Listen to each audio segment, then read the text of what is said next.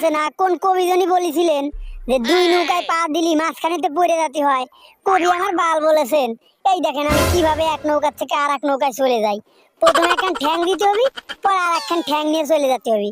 তবে খেয়াল রাখতে হবে মাথা জানি পানিতে না পড়ে। শালার আমি টেডি কতটা চালাক কেউ কল্পনাও করতে পারবি না। একখান নৌকা, দুইখান নৌকা, তিনখান নৌকায় চড়েছি। একখান নৌকায় চড়ার জন্য তাকে দিতে হয় 50 টাকা। তাহলে তিনখান নৌকায় চড়ার জন্য তো আমার 100 টাকা বিল হয়ে গেছে। টাকা ছাড়া যেহেতু নৌকায় ওঠার চান্স পেয়েছি, তাহলে এই আনন্দটা কোনোভাবেই মিস করা যাবে না।